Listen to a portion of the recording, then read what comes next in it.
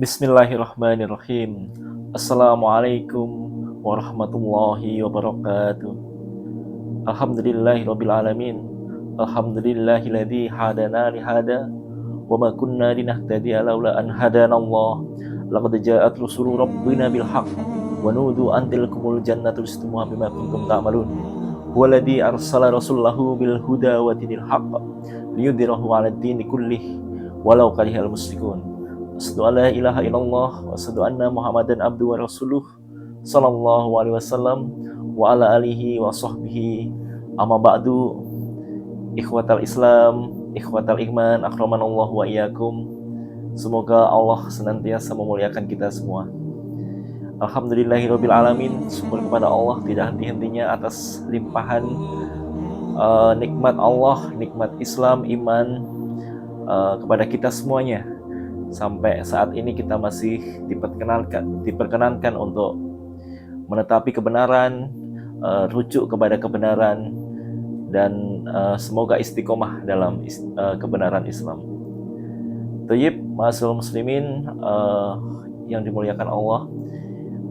Afwan baru sempat membuat video lagi ini karena memang ada beberapa kesibukan, dan setelah beberapa saat kita mengamati perkembangan, terutama minggu-minggu ini banyak sekali perkembangan seputar hijrah atau perkembangan yang terjadi dalam Islam jamaah ya akhir-akhir ini, yang mungkin antum semua simak ya di channel-channel yang lain, yaitu ada beberapa kali peristiwa-peristiwa seperti peristiwa di Karawang ya, peristiwa di Karawang, kemudian peristiwa di pembunuhan salah satu mubalek ya Islam jamaah. Kemudian ada beberapa kemarin yang sempat viral juga, yaitu tentang doa khunut ya, doa khunut yang diijtihadkan atau diistimbatkan oleh pengurus keimaman Islam jamaah. Intinya untuk mendoakan jelek kepada kami-kami ini yang berhijrah, yang sudah keluar dari Islam jamaah. Ma'asyiral muslimin, ini semua adalah bentuk dari takfir maupun aplikasi nyata dari kebencian mereka terhadap umat Islam ya, terutama kami yang hijrah. Jadi mereka menghalalkan segala cara ya, dan peristiwa seperti peristiwa Karawang itu adalah peristiwa percobaan pembunuhan ya, atau penganiayaan terhadap warga Islam jamaah yang sudah hijrah ya, sudah hijrah. Kemudian ini adalah aplikasi atau bentuk nyata akibat paham takfir, suka mengkafirkan, mudah menghalalkan darah orang yang di luar golongannya. Dan ini adalah bentuk dari bibit-bibit radikalisme. Ma'asyiral muslimin, takfir adalah salah satu penyebab bentuknya munculnya radikalisme, karena mereka menghalalkan darah orang di luar golongannya. Nah, oleh karena itu bahaya takfir bukan hanya dari sisi dosa yang diancamkan kepadanya, maupun kehidupan sosial kemasyarakatan yang dimana mereka menganggap orang lain itu adalah orang kafir yang layak dibunuh. Oke. Tadi Mas Hasan ngomong apa? Yang keluar dari jamaah wajib dibunuh. Terus? Sebelum kesabaran Mas Hasan habis, anaknya buangin pulang. Oh gitu. Ya udah, nggak apa-apa, jangan nangis ya. Tahu juga teman-teman. Sampai ngomongi kuwi golek iki arep pateni kuwi. Sampe ngomongi Khalil sak kanca-kancane kuwi to. Iki seneng wong sing goleki arep dipateni kuwi wong kuwi. Tenanan iki ponakne ndi wis langsung dicel-cel kuwi. Kuwi gawean wis gak peduli wis. Kuwi to sing ngrong-ngrong ya kuwi, sing gawe heboh ya kuwi. Arep dipateni wong. Aku termasuk aku barang sing mateni. Ya, seperti di dalam seperti kemarin yang masalah video Ana yang pernikahan di luar Islam jamaah. Coba kita lihat kalimatnya itu. Orang di luar jamaah itu adalah orang kafir, orang yang murtad, musuh Allah, ya, orang yang layak untuk tidak ditolong. Masyaallah muslimin, kita sebagai umat Islam yang secara keseharian ya berusaha beribadah semaksimal mungkin kepada Allah, tetapi mereka menuduh kita adalah musuh Allah. Nah, ini adalah hal-hal yang sedikit kontradiksi dengan yang kita lakukan, bahwa kita senantiasa untuk beribadah fastabiqul khairat, tetapi di dalam Islam jamaah itu malah menyimpulkan bahwa kita adalah musuh Allah, orang kafir yang tidak perlu dikasihani dan lain sebagainya. Ini adalah bentuk dari takfiri. Tayyib, pada kesempatan sore hari ini Ana menyapa kembali. Tentunya ini ada beberapa pertanyaan dari untuk khusus video Ana kali ini kami tujukan khususnya yang masyarakat awam, masyarakat umum yang belum mengenal Islam jamaah. Jadi ada beberapa pertanyaan yang masuk ke Ana yang mungkin menonton video Ana dan ikhwah hijrah yang lain di channel-channel yang lain, minta dijelaskan apa itu yang disebut Islam jamaah, Islam jamaah, kemudian ajarannya, mengapa banyak yang tertarik seperti itu.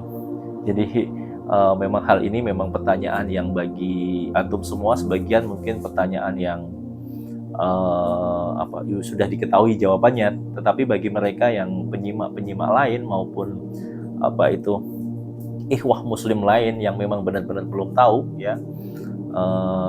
itu butuh kita kasih tahu, kita edukasi secara benar, dan sehingga mereka bisa nantinya di dalam kehidupan nyata bisa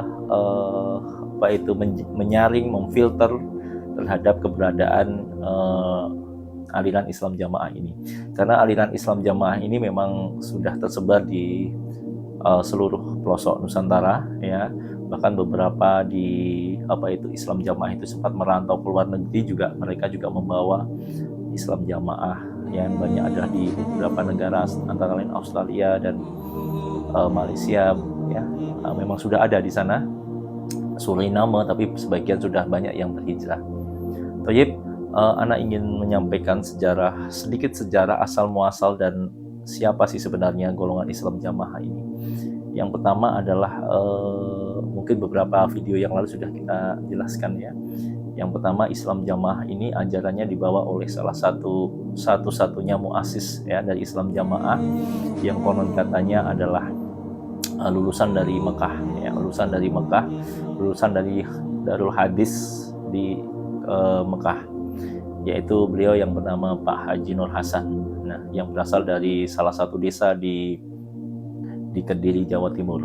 Nah, Pak Kiai Nur Hasan ini adalah muassis dari Islam jamaah setelah beliau berguru di Mekah, di Darul Hadis Mekah selama 10 tahun. Kemudian beliau kembali ke Indonesia. Nah, wallahu a'lam, paham yang dibawa dari Pak Nur Hasan ini yang pertama adalah mengedepankan paham imamah, yaitu satu-satunya umat Islam itu harus berbentuk jamaah, berimam, berbaiat, dan bertaat.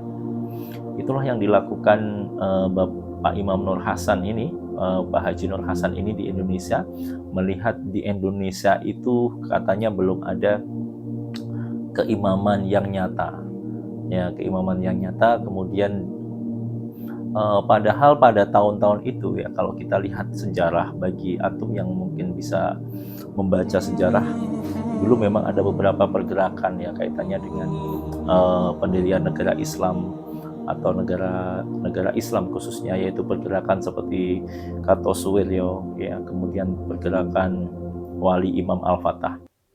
Itu beliau mendirikan seperti keimaman dengan cara terbuka, dengan cara mengajak kepada masyarakat umum dan menampakkan diri bahwa semoga di Indonesia ini bisa tercapai negara Islam.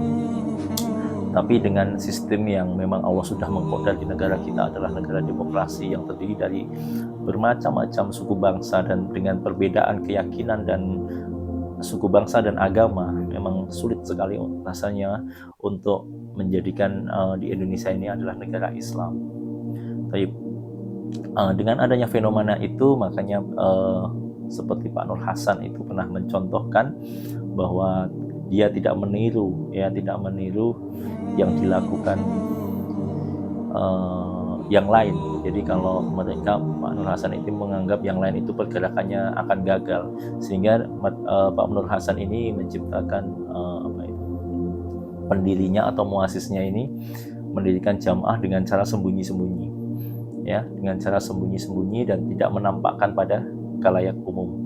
Apa kamuflase maupun apa itu bingkainya ataupun bajunya di luar, yaitu mereka menyerukan untuk mengaji, mengembalikan Islam dengan cara mengaji Quran hadis secara murni, mangkul, mustad, mutasil, dan apa itu secara berjamaah, seperti itu. Jadi untuk detail secara berjamaah sendiri itu tentunya akan dijelaskan setelah ada pengikutnya tadi sudah intens ikut dalam Islam jamaah, dan lama-lama akan ada doktrin tentang imamah maupun keamilan di dalam Islam jamaah itu sendiri. Ma'asyiral muslimin,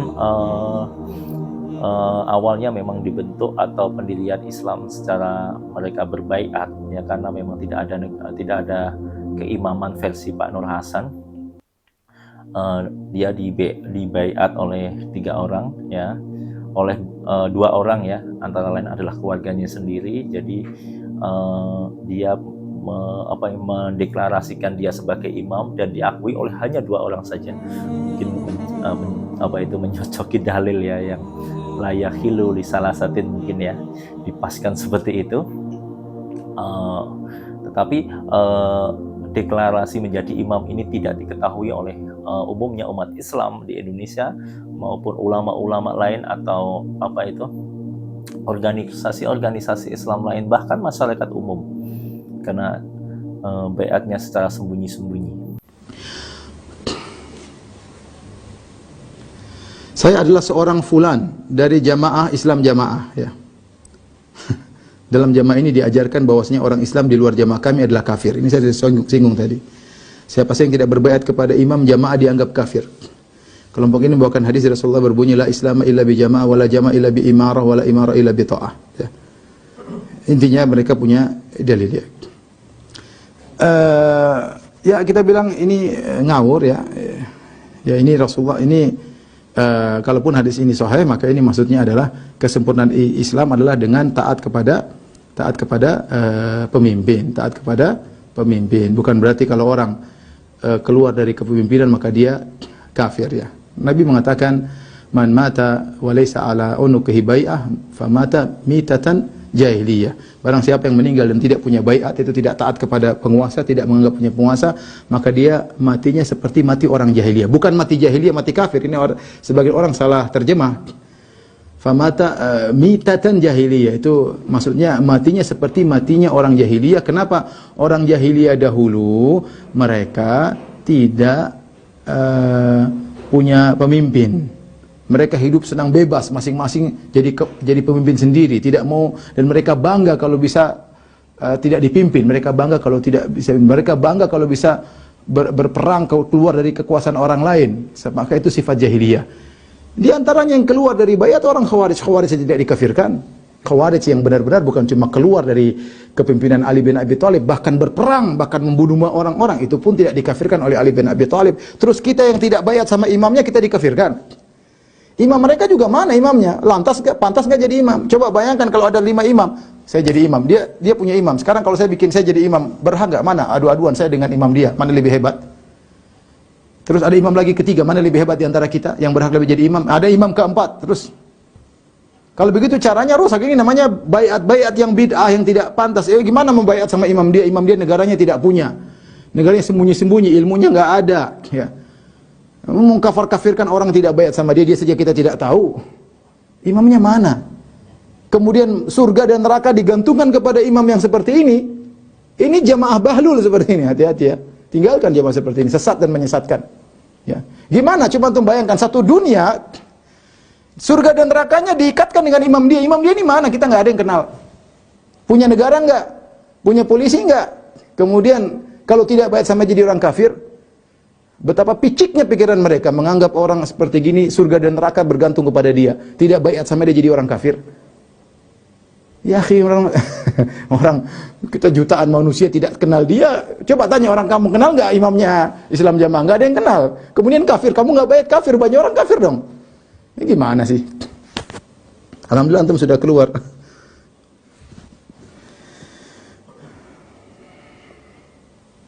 Ini lagi sama ini.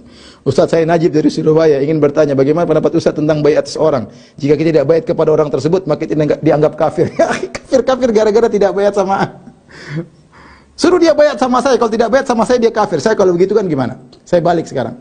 Saya lebih berhak jadi imam daripada dia. Kalau tidak bayat sama saya dia kafir. Boleh nggak gitu? Nah akhirnya imam banyak muncul. Ini yang bikin keributan di kaum muslimin. Mau bayat sama orang majhul nggak jelas. Kalau bayat itu apa? Waliul amr tuh. Namanya waliul amr itu seorang yang menguasai urusan kaum muslimin. Dia ngurusin apa kita? Ngurusin lalu lintas enggak? Ngurusin haji juga enggak? Dia haji aja ikut travel. Terus ngurus apa? Menjadi waliul amr bayat, gimana apa yang mau dibayat? Tentara enggak punya, polisi enggak punya. Terus apa? Pandemi membuat apa? Belikan vaksin buat masyarakat. Terus kalau enggak bayat sama dia jadi kafir. Ente otak taruh di mana? Ya. Jadi mikir sedikit ya ikhwan. Toyib, itu tahun 41 kejadiannya. Kemudian di sekitar tahun 55 ada dokumen-dokumen yang valid mengenai baiatnya Pak Nur Hasan kepada Wali Al-Fatah. Nanti kita coba lihat lampirannya di layar mungkin. Ini adalah bahwa Pak Nur Hasan ini juga sudah berbaiat. Ya, kalau berbaiat kepada Wali Al-Fatah yang pada saat itu sudah mempunyai pergerakan massa yang besar, ya. Kemudian sejarah menunjukkan bahwa ternyata Pak Nur Hasan ini sebagai ro'yah dari Wali Al-Fatah itu mencabut baiat dan mendirikan keimaman sendiri di daerah Jawa Timur. Karena mungkin merasa beliau mempunyai ilmu yang lebih tinggi maupun lulusan Mekah dan lain sebagainya. Baik. Ini tentunya tidak sesuai ya dengan dalil yang biasa mereka pakai, bil bayatil awal fal awal ya. Bahkan di Indonesia itu sudah ada sebenarnya keamiran, tapi mereka lagi-lagi ya untuk mendeklarasikan mereka yang pertama dan lain sebagainya. Inilah yang dilakukan mereka untuk mengkelabui para anggota-anggotanya. Toyib, baru di tahun sekitar 60-an ya, 65 dan lain 65 ya. 60-an, di atas tahun 60-an pergerakan dari Pak Nur Hasan ini beserta murid-muridnya itu pertama kalinya itu melakukan beberapa kali melakukan pengajian. Mereka mendirikan pengajian-pengajian terutama di daerah Burengan. Kemudian pada tahun 65 diadakan baiat massal, konon katanya adalah baiat yang besar ya, walaupun kenyataannya fakta hanya menunjukkan beberapa ratus orang, sekitar 400 sampai 500 orang murid-muridnya itu berbaiat kepada Pak Imam Nur Hasan ini, Pak Haji Nur Hasan ini. Kemudian patut kita jadikan pertanyaan juga, mengapa kalau memang Islam Jamaah ini mementingkan sekali masalah imamah ya, menomorsatukan masalah beramir, berbaiat, bertoat. Sekitar tahun 41 baiat yang pertama sampai sekitar tahun 65 itu tidak ada baiat, baru tahun 65 itu ada baiat, padahal waktunya hampir 24 tahun ya, 23-24 tahun. Hal ini tentunya menjadi tanda tanya juga ya. mengapa dalam selang waktu yang sebegitu lama tidak terjadi pembaiatan, padahal menurut versi mereka itu baiat adalah yang utama, tidak halal hidupnya bagi orang yang tidak mempunyai amir dan atau tidak mempunyai tali baiat di lehernya. Itulah yang terjadi menurut sejarah. Kemudian untuk melancarkan dakwahnya, muassis dari Islam Jamaah ini bergabung dengan salah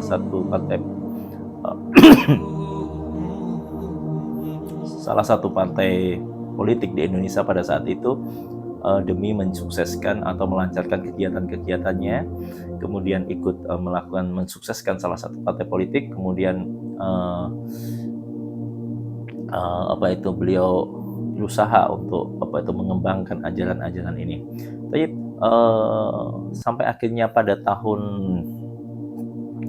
1971 ya, 71 memang pemerintahan sudah mulai menyoroti aliran Islam Jamaah ini. Terbukti di tahun 1971 yaitu surat keputusan Jaksa Agung Republik Indonesia tentang Islam Jamaah, yaitu ada surat keputusan Jaksa Agung Republik Indonesia nomor KIP 089-DA/10-1971 tentang pelanggaran terhadap aliran-aliran Darul Hadis, Jamaah Quran Hadis Islam Jamaah yang bersifat berajaran serupa ya. Nah, di sini sudah kita lihat ya.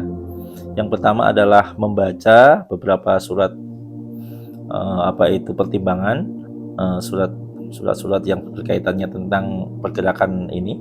Kemudian menimbang, yang pertama adalah bahwa di dalam ajaran aliran Darul Hadis, Jamaah Quran Hadis, Islam Jamaah, JPID dan lain-lain, organisasi yang sifatnya yang mempunyai sifat dan ajaran yang serupa adalah bertentangan dengan atau dapat mengacaukan ajaran Islam, dan bahwa di daerah tempat aliran tersebut menimbulkan gangguan keamanan dan ketertiban umum. Ya, itu yang menjadi pertimbangan. Kedua, bahwa setelah Darul Hadis dilarang oleh penguasa Jawa Timur, karena dulu pernah dicekal juga di Jawa Timur, muncul di daerah-daerah lain, karena ini adalah sebaran dari murid-murid Pak Nur Hasan ya. Daerah-daerah lain yang serupa dengan nama yang berlainan seperti Jamaah Quran Hadis, Islam Jamaah, JPID, Japernas dan lain-lain. Sedang tokoh-tokoh aliran itu mengaku membaiat Haji Nur Hasan di Kediri sebagai amir pusatnya. Nomor 3 adalah bahwa hampir semua daerah Darul Hadis muncul dengan nama-nama yang berlainan ya. Sedang aliran-aliran ini selalu dibekukan atau dilarang oleh penguasa setempat, kecuali Japernas di Jakarta. Nomor 4, bahwa untuk memelihara keamanan kemurnian ajaran Islam dirasa perlu dikeluarkan pelarangan terhadap Darul Hadis, Jamaah Quran Hadis Islam Jamaah, Yayasan Pendidikan Islam Jamaah, Pondok Pesantren Nasional dan lain-lain organisasi yang bersifat berajaran serupa di seluruh Indonesia.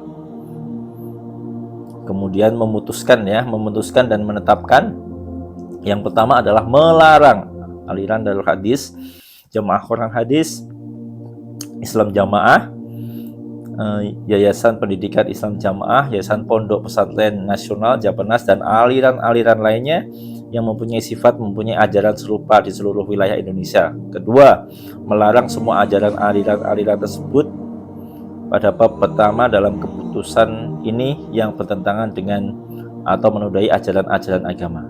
Ketiga, surat keputusan ini mulai berlaku pada tanggal ditetapkan di Jakarta, yaitu tanggal 29 Oktober 1971, tertanda Jaksa Agung Republik Indonesia Sugih Arto.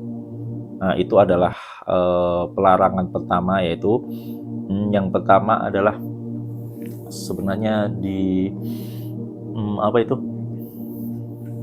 daerah Jawa Timur sudah menimbulkan kegaduhan ya pergerakan ini.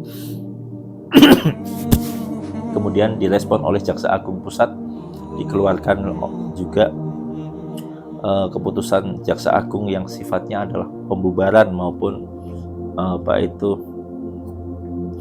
penonaktifan dari aktivitas kegiatan Islam Jamaah.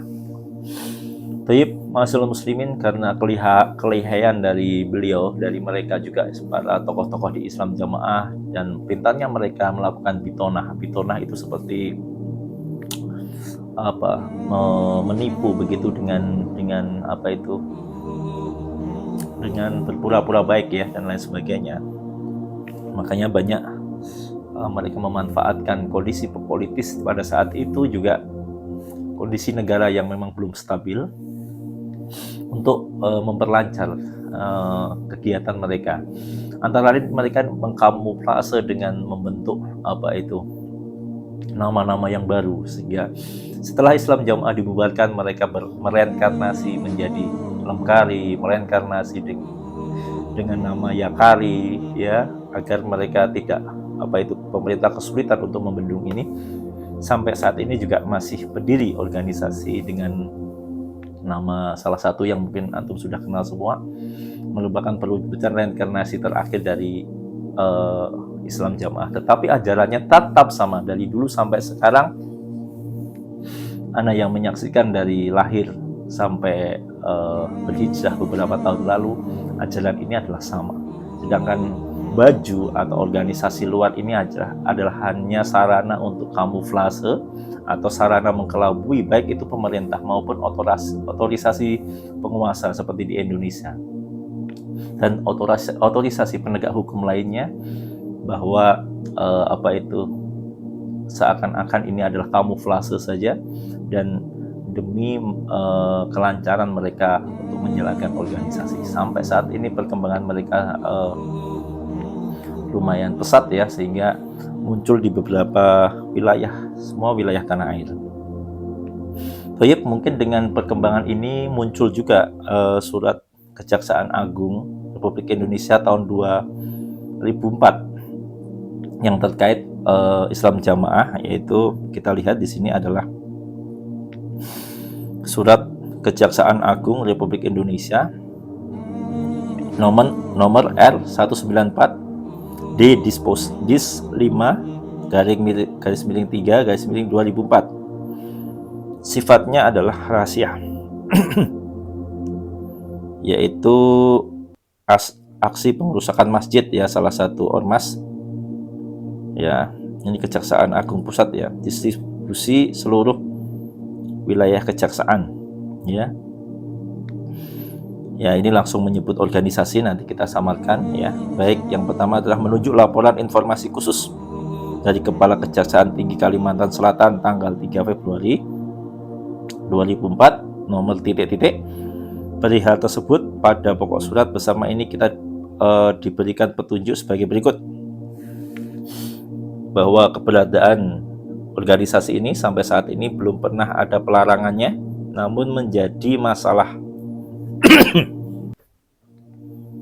namun yang menjadi masalah adalah adanya kegiatan organisasi ini yang menyebabkan ajaran yang dilarang, yaitu mirip dengan ajaran Darul Hadis, Islam Jamaah, Quran Hadis, JPID, Japenas, dan lain-lain yang sesuai dengan keputusan Jaksa Agung RI nomor 089 DA 10/71 tanggal 29 Oktober tahun 71 yang tadi kita sudah bacakan di awal. Kemudian 2, bahwa kejadian serupa tidak hanya terjadi di wilayah hukum Kejaksaan Tinggi Kalimantan Selatan, tetapi juga Kejaksaan di Banten, dan tidak menutup kemungkinan akan terjadi di daerah lain yang sudah tentu akan menimbulkan keresahan, konflik sosial, umat beragama, dan mengganggu ketertiban. Baik, Masyaallah muslimin, baru-baru ini juga ada di beberapa daerah tentang penolakan tentang organisasi ini, seperti di daerah mana ya kemarin yang ada aksi penolakan, juga ada di Sleman, di dekat sini ya, di Sleman sini. Kemudian Ya, banyak sekali penolakan-penolakan warga sebenarnya di kaitannya dengan pembangunan sarana ibadah dari organisasi ini, karena memang organisasi ini adalah terkesan eksklusif ya, merasa benar sendiri dan tertutup bagi masyarakat lainnya. Ya. Adapun mereka sangat pintar untuk berbudi luhur atau berpura-pura dengan sosialisasi mereka ya, berpura baik terhadap masyarakat setempat dan lain sebagainya. Tapi alhamdulillah dengan edukasi yang kami berikan ini semoga semakin mengedukasi masyarakat pada umumnya untuk lebih waspada dengan organisasi ini. Baik, ketiga, untuk menyelesaikan masalah tersebut diserahkan kepada tim Pakem daerah, yaitu 1. Melakukan pembinaan terpadu antara instansi terkait dan tokoh agama MUI setempat dengan memberikan kesadaran dan ajaran yang disebarluaskan adalah ajaran yang jelas-jelas dilarang sesuai keputusan Jaksa Agung tahun 71. Yaitu yang kedua, melakukan pelarangan kegiatan penyebaran ajaran yang dilarang dalam arti bukan organisasi ini tetapi kegiatannya. Demikian untuk menjadi perhatian Jaksa Agung Republik Indonesia, Jaksa Agung Muda Intelijen Basir Arif SHMH. Baik, itu adalah 2 dokumen Kejaksaan Agung yang bukti bahwa ajaran Islam Jamaah, apapun reinkarnasinya, apapun namanya, sudah sangat meresahkan pada masyarakat kita. Termasuk ini dilakukan untuk menghimbau MUI ya, untuk mewaspadai, untuk membentengi warga umat Islam, berhati-hati dengan ajaran ini. Termasuk kami para mantan juga, anak juga sudah sempat bermediasi dengan MUI kabupaten setempat untuk menerangkan bahwa ajaran-ajaran kesesatan yang di dalam Islam Jamaah. Coba kita lihat video berikut. Jadi saya itu menerima agama seperti ini, itu agama seperti agama warisan. Warisan orang tua, keluarga saya juga masih di RI. Sampai saat ini Ustaz, keluarga besar saya masih di RI semua. Dan alhamdulillah, ya mungkin nanti gelombang hijrah ini akan kami ceritakan sedikit ya. Kemudian di samping saya ini Pak Wawan ini dulu juga mantan, istilahnya kalau di RI itu ada kelompok-kelompok pengajian. Tayyib, itu adalah aktivitas kami. Di samping itu kami juga aktif dalam mengedukasi masyarakat maupun tokoh-tokoh yang lain agar semakin tahu tentang kesesatan dan ajaran di dalam Islam Jamaah.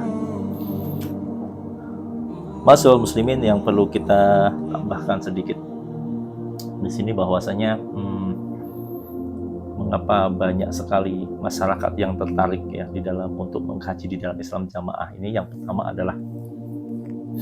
Yang pertama adalah pengaruh dari sifat budi luhur dari warga-warganya, yaitu berpura-pura baik ya untuk menggabui yang ada di luar untuk merekrut menjadi anggota.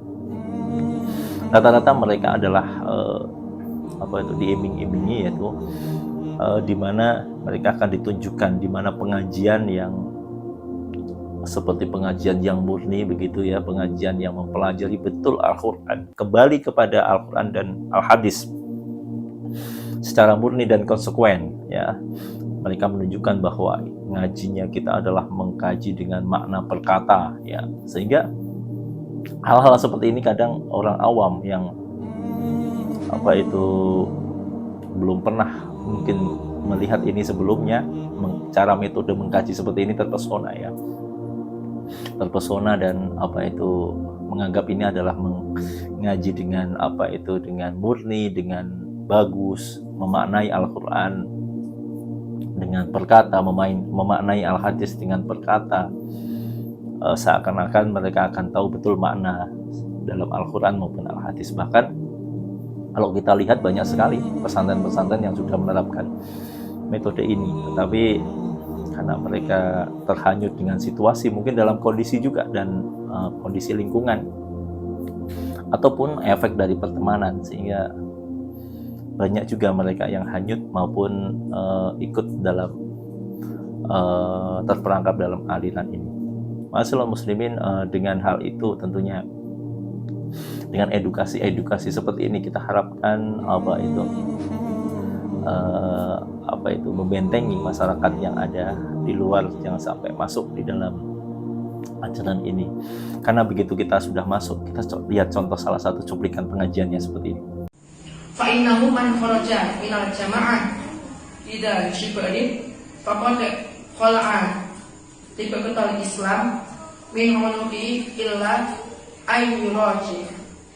Barang siapa yang merusak di keluarga jamaah, merusak jamaah, tidak mau mengerjakan dua perkara tadi, ngaji ngamal bela sama jamaah taat, maka sungguh-sungguh telah lepas tali Islam dari lehernya. Nah, itu adalah pengajian yang coba kita lihat ya, itu pengajian yang makna sorokan seperti itu mereka pahami tidak sesuai dengan tafsir, tidak menggunakan syarah, yang ada adalah doktrin.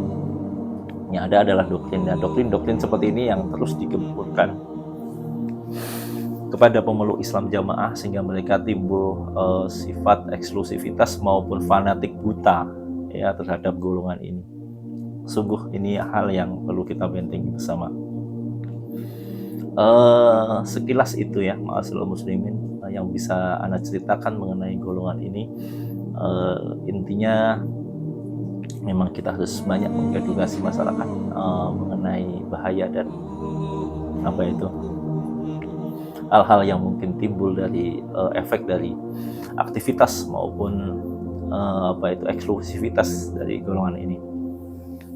Mungkin akan kita sambung lagi di acara penjelasan berikutnya yang lebih mendetail, dan ini hanya sifatnya adalah overview secara umum terhadap mereka yang di dalam masih belum tahu mengenal Islam jamaah.